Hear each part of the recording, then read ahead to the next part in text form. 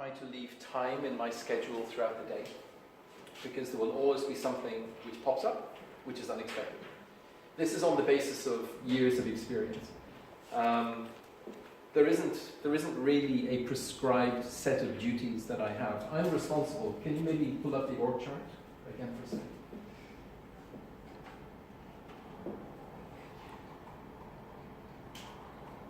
Yeah. So actually, when I look at this, it's pretty frightening, because I think, holy poo, can I say? Holy poo, I'm responsible for all of this and for all of these people. Over years, with experience, really it becomes irrelevant. Yes, there is a hierarchy in the organization, but the hierarchy is there in case of a certain need. In reality, we work together on a one-to-one basis at all levels. So whether it's a lady working in the laundry, which by the way is one of the toughest jobs imaginable in the hotel, it's a really tough job, or whether it's the lady who's cleaning or the gentleman who's cleaning in the lobby, also a very tough job. We work on a one-to-one level. So if I can help them in their work, then I will do so with pleasure. If they have some ideas that they can share with us, and we're working on this culture at the moment because we're a new hotel, but if they have some ideas that they can share with us, that will help us to run our business better, or will help them to be more comfortable in their job, that's pretty much my responsibility, if you like. Okay. So it's looking after our guests and it's looking after our team members. Okay. Does the hotel have a certain specialization, for example, by type of clients? What category of customers are interested in your hotel? Tell us about the purpose of their stay, status or expectations. Whoa. This Very is intelligent question. This is a question from our students. Okay, that's a great question. Okay, let's maybe break it down piece by piece. Our target customers are business travelers, because we're an airport hotel. They are individual travelers or they are group travelers. As Irina mentioned, we have 2 ballrooms plus a number of other meeting rooms. So we have about 1,100 square meters of conference space. We have 432 rooms. We have, I think, 9 different room categories, from a standard room right up to a presidential suite. We have different price points for each of those. Do you understand price points? Yeah. So we have different price points for each of those.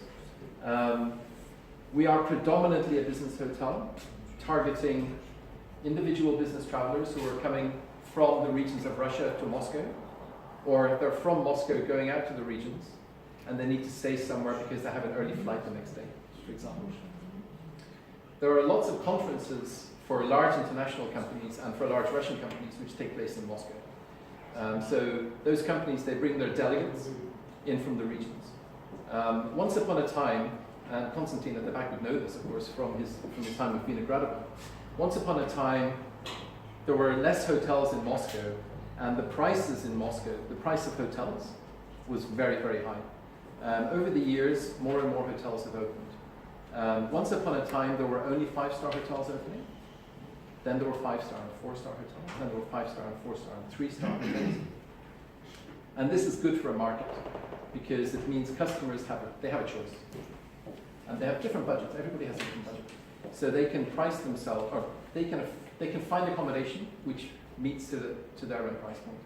So now for us at an airport, we are already benefiting from customers who don't need to stay downtown anymore because there's an Aero Express train right beside the hotel. So we've priced ourselves in a market where the center of Moscow is still very expensive, even for 3-star and 4-star hotels. So we've priced ourselves where we're still a very good hotel. We deliver high service, so we match that with a reasonable price. We're not very cheap because we need to make sure we attract the right client to our hotel. But we want to make sure that a customer who chooses us can still afford to take their train down to the center of Moscow to do their business and then come back out to the airport again. So that's a little bit about our pricing and a little bit about our customers. Interestingly, we've done no marketing on this yet, but we've already had some wonderful observations of leisure clients who come and stay in the hotel. We saw this in August and in September. One anecdote I will tell you is a family who came to stay in the hotel with their 2 little children. And the 2 little children had scooters. You know what scooters are? Yes. Yeah. So these tiny, tiny scooters. And we saw these scooters parked outside of our breakfast restaurant, like two bicycles, parked like this outside the breakfast restaurant. So we took a photograph of this and we put it on Instagram. And we called it basically free parking for our little guests. It's cute, but it works. So we put this on Instagram, and I think about 1 month later, we saw the two scooters back at the breakfast restaurant again. So as I say, we've done no marketing for this yet, but what we see is a potential for our hotel for leisure guests who are flying out somewhere. Vnukovo is a big charter airport as well, so lots of flights going out to Turkey and going to other places. So we see possibility for families to come and stay in our hotel the night before they travel. So it's a stress-free start to the holiday, if you like. For any of you who have ever traveled, I'm sure you've all traveled somewhere, there's always a little bit of stress in travel. So we are going to position ourselves as well as that first point in the stress-free travel for families.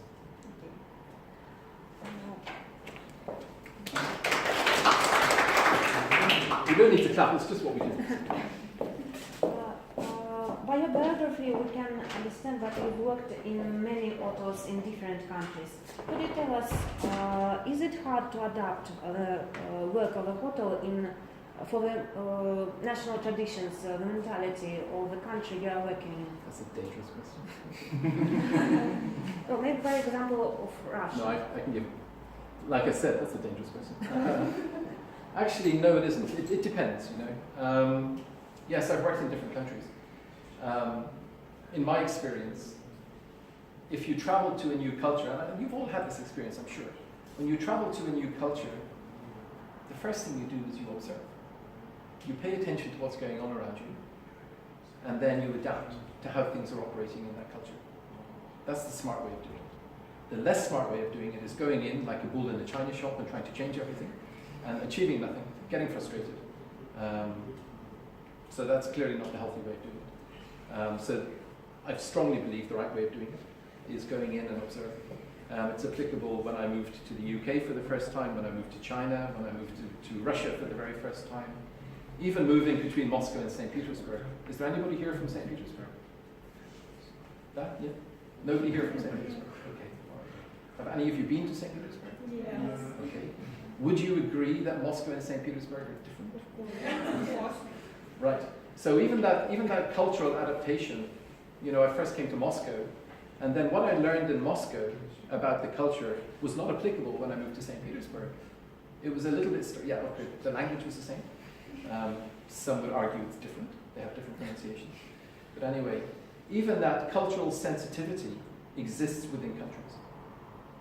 So one should pay attention and carefully adapt. Well, in a big scale, for example, European style of life and the Asian style of life, is there any difference for Hilton, for example, to work in those countries and in Europe and in countries in Asia? Or not in Hilton, in the hotels you work? In the industry. Yes, in the industry.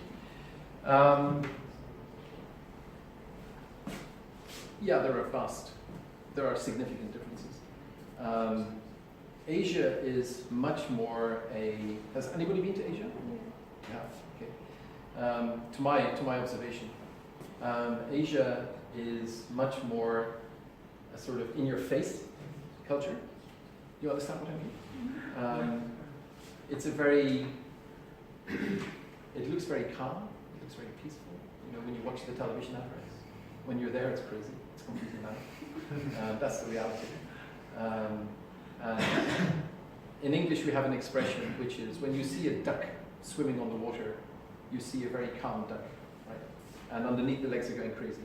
You probably have the same thing in Russian, I guess, the same sort of idiom.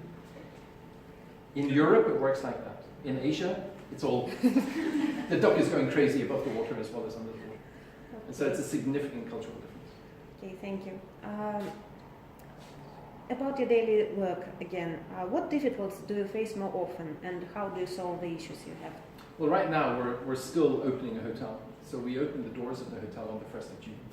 Not all of our facilities are open yet.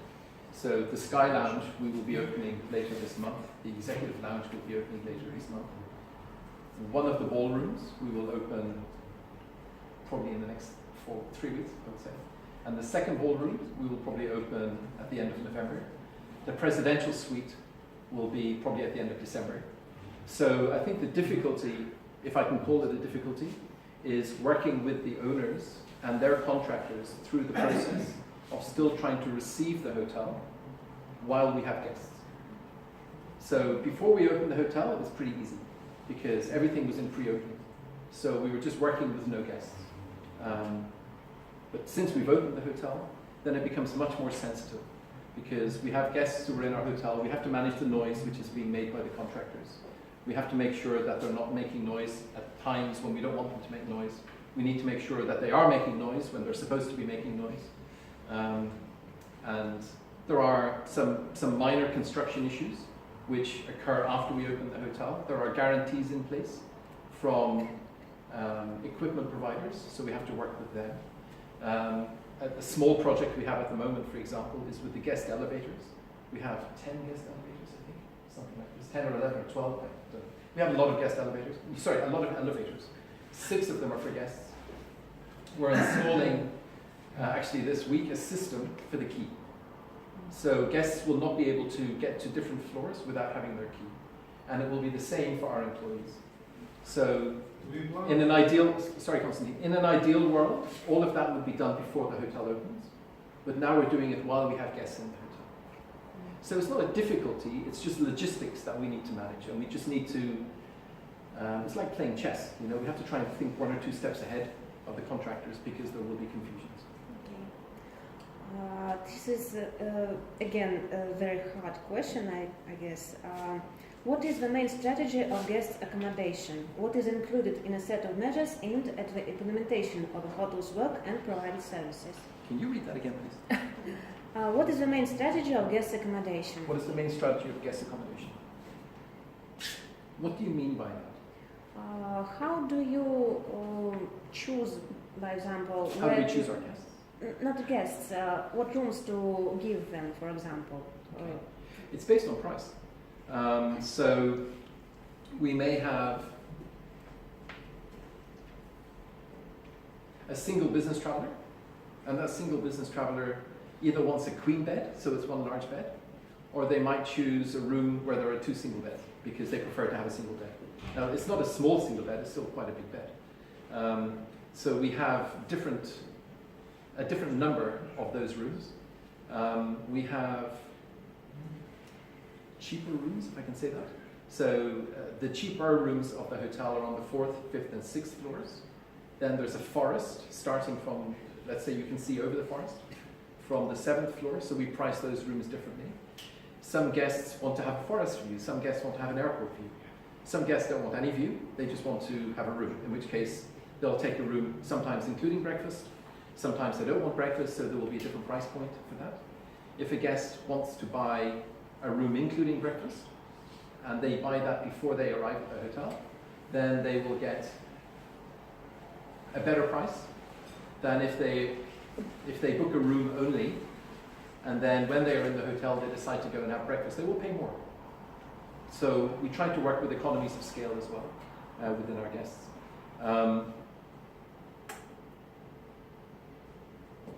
There are lots of clients who are trying to book with us and they're trying to sign contracts with us. We're the first internationally branded hotel at Vnukovo Airport. We're very proud of our hotel. It's a beautiful hotel. A lot of investment has gone into this hotel. So on a serious note, a lot of investment has gone into this hotel. So we want to maintain this asset, because it is an asset. We want to maintain this asset at the highest level. So in order to do that, we also need to be making the right amount of money, so we have enough profit that we can reinvest in the hotel, which means our price point has to be right, and therefore we can't, it's very easy to fill a hotel, ladies and gentlemen.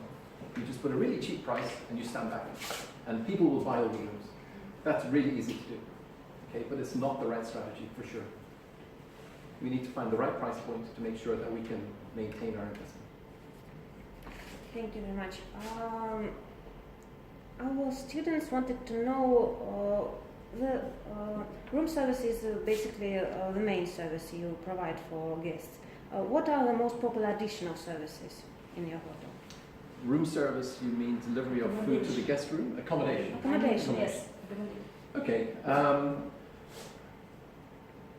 We decided, because we're an airport hotel, we decided that our bar should be 24/7.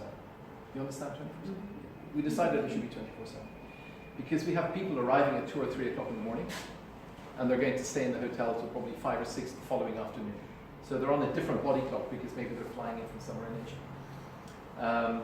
We have breakfast items on that menu. It's a bar, but we have breakfast items on that menu because maybe somebody wakes up at 4 o'clock in the afternoon, and for their body clock, it's 10 o'clock in the morning, depending on where they fly from. So for them, it's maybe necessary to have some, I don't know, kasha, fried eggs. We have these things, some toast with, with some jam. We don't have this on the lunch menu or on the dinner menu in the restaurant, but we do have them in the bar. It's 24/7. We try to cater. We have to be very careful because you can't be too democratic. If you're too democratic, then you also have a huge cost for all of the products that you need to buy and keep in storage. And then those products are perishable. You understand perishable? Yeah, so these perishable items, they have a shelf life. And after a period of time, we can't sell them anymore. So we try to make a menu in different areas where we work from the same basic ingredients, and we create a lot of dishes from those same basic ingredients, if you like. It's not basic, but you understand what I mean. So, excuse me. So with our restaurant, we decided, because our airport, Vnukovo, connects with all of the regions of Russia and the former CIS. And there are lots of fantastic dishes, food recipes coming from these different areas of Russia. So we decided to create the concept for our restaurant, which is legendary cuisine from across Russia. We did this because 85 to 90% of our guests are Russian guests. And it's working so far. Actually, ironically, we also have quite a bit of international business because Vnukovo 3 is a private jet terminal. So we get the pilot, the co-pilot, and the steward or stewardess from those private jets. A lot of those are staying with us now. And they much prefer the Russian dishes in the Russian restaurant. And a lot of the Russians are going to the bar for different reasons. But a lot of the Russians the Europeans are going to the bar as well, by the way. But a lot of the Russians are going to the bar because in the bar they can have slightly more international cuisine. Thank you. From the point of view of a hotel owner, what is the main aim of a customer service? From an owner perspective, an owner hires a management company like Hilton to run the business because the owner has a very clear financial expectation. An owner invests, an owner expects a return on investment. So some owners run their own hotels. Some owners engage a management company, such as Hilton, to run the business completely. Some owners engage a brand name and they operate a franchise. You understand franchise, I'm sure you do. So they operate a franchise where they still run the business themselves, but they use the name of an international brand to drive business into their hotel, and then they pay that brand for that name. So there are different models. But from an owner standpoint, usually it's bottom line. Usually. Okay. What determines your success and high position in the market? If we talk about Hilton as a whole company. As a company. Yes. Success is based on tradition and based on reputation. So next year, Hilton celebrates 100 years. Hilton was the first global hospitality company. I was in Dubai last week at a conference of Europe, Middle East and Africa Hilton branded hotels. It was a conference for general managers and for commercial leaders. It was incredible how many firsts, which we now take for granted in the hospitality industry, all came from Hilton. A huge number of them. The idea of a minibar in a bedroom, that was a Hilton first. Room service in a hotel was a Hilton first. A check-in desk was a Hilton first. Basic things which we take for granted now. A hairdryer in the guest room was a Hilton first. TV. Television in the guest room was a Hilton first. Amazing. It really is amazing. So it's based on tradition and the reputation that the company has built up over the 100 years. Could you tell us about, by your experience, the interaction between your staff and the customers? Is it good, is it bad? How to improve it? Well, first of all, we can always improve it. We measure, well actually our guests measure us. Our guests receive electronic questionnaires after checkout. It's on a random basis. It's all run by a computer algorithm. So they receive a questionnaire and they rate our hotel from the time of reservation to the time. Nice to meet you. So they rate us from the point of check-in, from the point of reservation right through to the post departure. We get these questionnaires, they're consolidated through a central database. We review every single one of those. Some guests leave comments, some guests don't leave any comments. Some of those, actually most of those questionnaires are actually really very positive feedback. Sometimes they're not. And if it's not, it creates what's called an alert. And then we deal with that alert. We take care of it very, very quickly.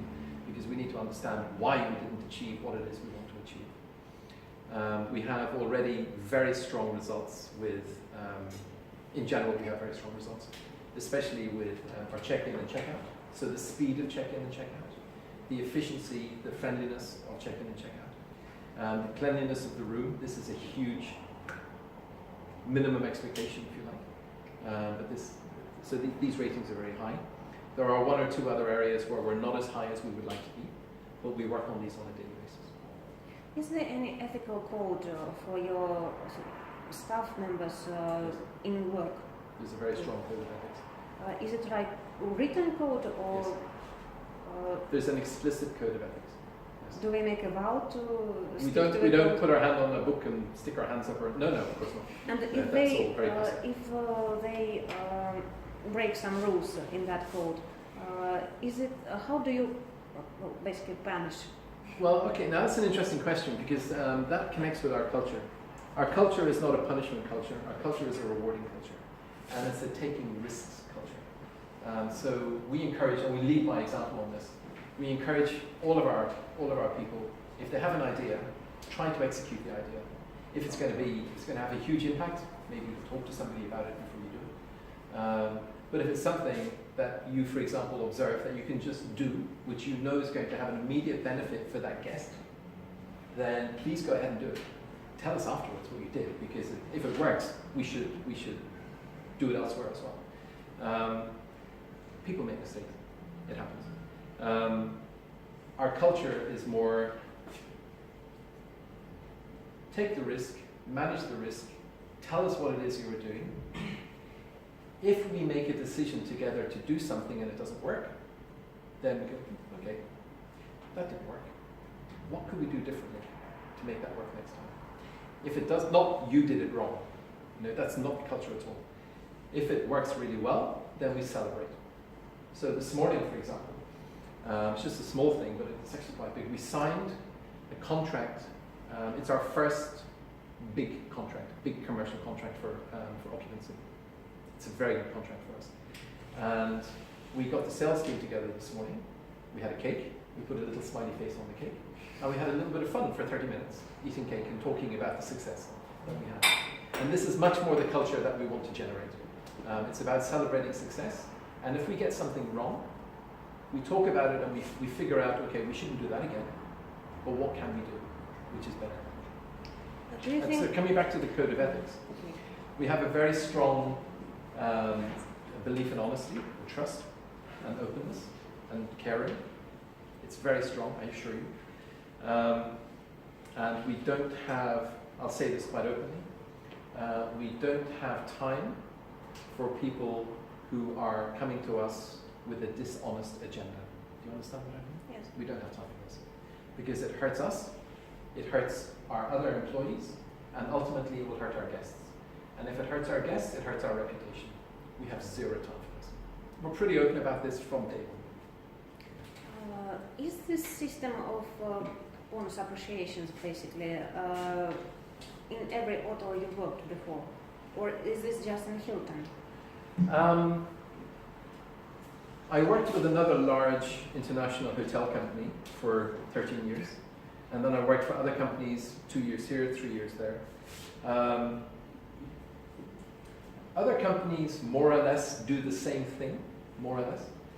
I've been with Hilton now since June of 2017. There is a much stronger culture of this in Hilton, to my observation. Is it more efficient by your experience? It's not always efficient. Sometimes some things take a little bit longer to resolve, but it's effective. More global question. How do you assess your company's performance and what are your expectations for the coming year? For my hotel? Yes. Okay. Well, we're a startup. Basically, we are a startup. So we're a little bit like this at the moment. That will continue, I think, for the next 2 to 3 years. I think next year we'll be looking at a revenue growth of around 25-30% over this year, revenue growth. And a lot of that will transfer to the bottom line. I think the year after that we'll probably be looking at around 10 to 15%. And then over the, what are we now, 2018, so talking 19 and 20. So by 2020, 2021, it will probably level out. Our hotel is 432 rooms. We're very mindful that when a hotel is full all the time, you don't have time to, first of all, at a human level, recharge your batteries. You understand that expression? Yes. You don't have time to recharge your batteries. And we need our people to recharge the batteries. We also don't have time to really maintain our hotel properly if we're full all the time. So an optimum occupancy isn't 100%. An investor will tell you differently, but as a hotel operator, the optimum occupancy is not 100%. The optimum occupancy will depend on the number of rooms you have in the hotel and how you position your pricing. Because we should always be able to get into those rooms, do deep cleanings, and maintain the product. Also for our investor, for our owner, because they invested a lot in the hotel.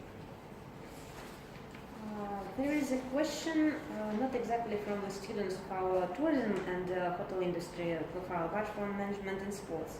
They are curious, did you have any cases when you had to host a sport club or someone who is connected in the sport, and what was that experience?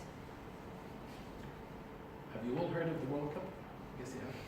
FIFA, bit of a crazy time, loads and loads of fun in Moscow, and it was a very busy time for the hotel. We opened the hotel 12 days before the beginning of the World Cup, 14 days before the beginning of the World Cup. It started on the 14th of June. We opened the hotel doors on the 1st of June. So we had a number of sports-related or FIFA-related clients in the hotel. For us, because we were a new hotel, it was a stress test on our business and on our people. When the World Cup finished, I think a lot of people just went like this. Some people didn't eat or sleep for a little while. But in any case,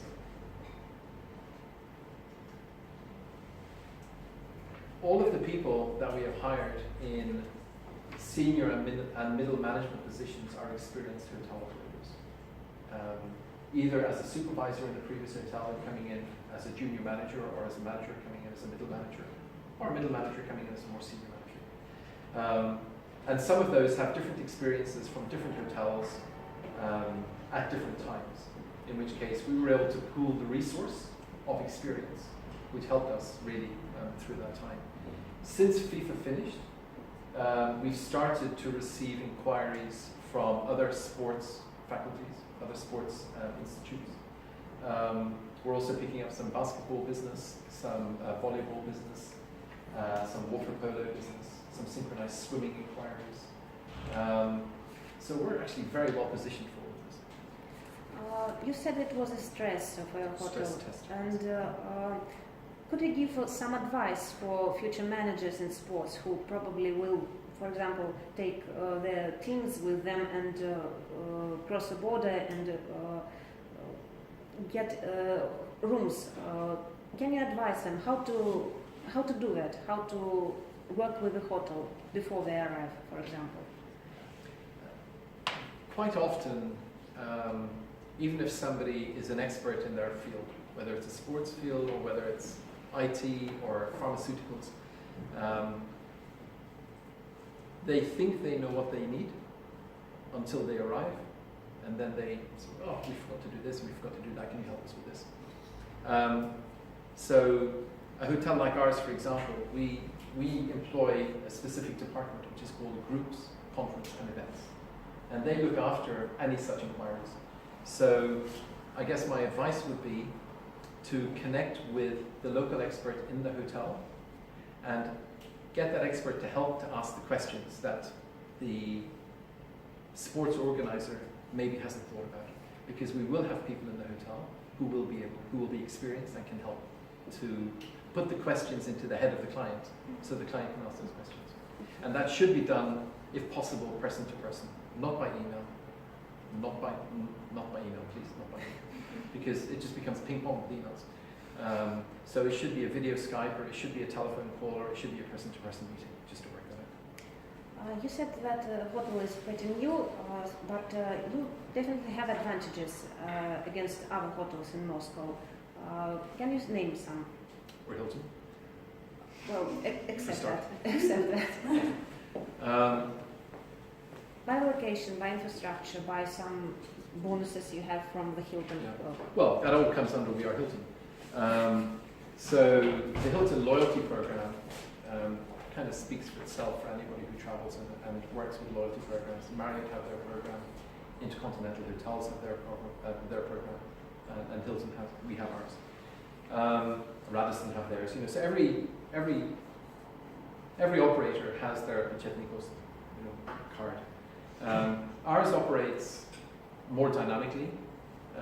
We, as a company, are very technology driven. So I stayed in Dubai last week. I mentioned this earlier. I checked into my room using my telephone. I went to my guest room door, and my door opened just by putting my phone to the door.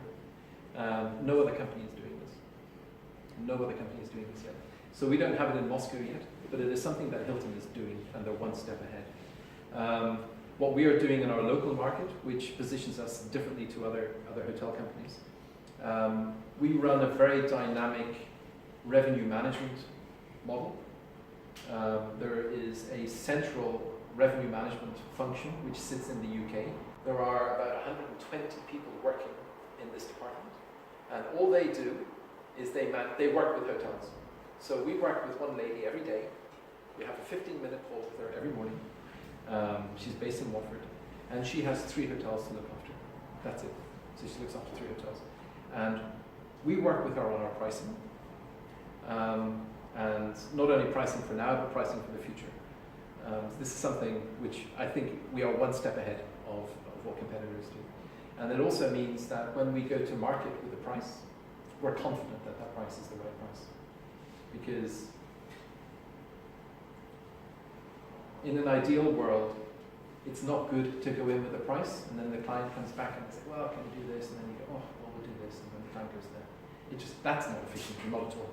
And it undercuts your own business model. So we are confident with the pricing that we have when we go to market, and we can stand by that pricing. There are a number of other things that I could tell you, but I think significantly what gives us the edge is how we price ourselves. Okay. In continuation of the theme about technology, could you tell how Hilton implements some new IT ideas? Maybe you have some examples in your hotel.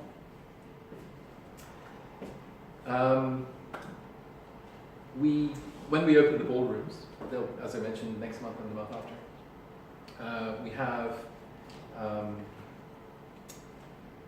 it's not called audiovisual anymore, it's called AI? No, nearly, no. The guest audio-visual experience is a very cutting-edge audio-visual experience. So the systems are intuitive, they're built in. We are also engaging with an outside company. We're a hotel operator. We're not an IT developer. We don't do that. But we engage with another company that their expertise is IT in the context of organizing events. So we engage with them, I would say quite strategically.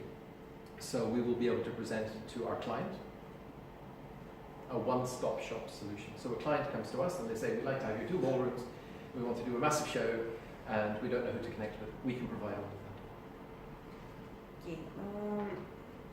Maybe could you tell us about your personal experience, what that sticks out, something might be funny that happened in your hotel?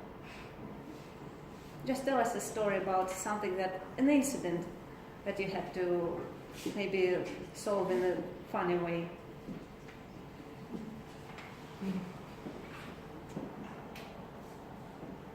I'll tell you about a guest experience that I had, because I think it would be more meaningful as a guest rather than as a hotel operator. Once I was traveling, I have a small son, he's up here now, but at the time he was very small. And I was traveling with my family, and we checked into a hotel. I'm left-handed. We checked into a hotel, and in the evening, if you have a child ever, then it's necessary to bath that child and then put the child to bed. So of course that's what we did as a family.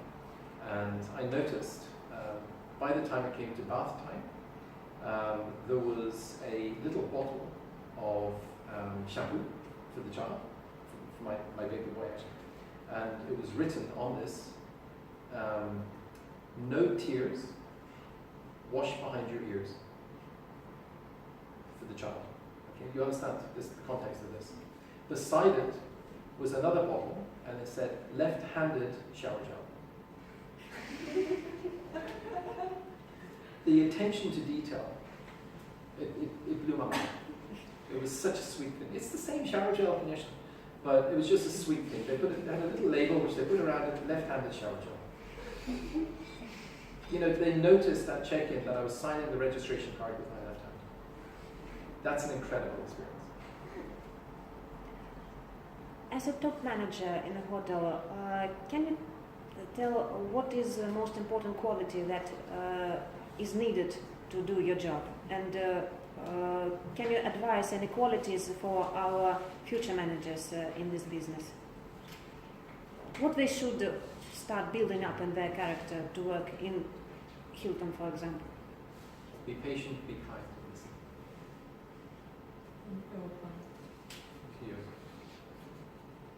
Patient, kind, and listen. And be open. Because the more open you are, and the more open people will be with you. It's actually not more difficult than that, to be honest. And yes, all the degrees and the diplomas and all the trainings and all the hard work, it all comes from that.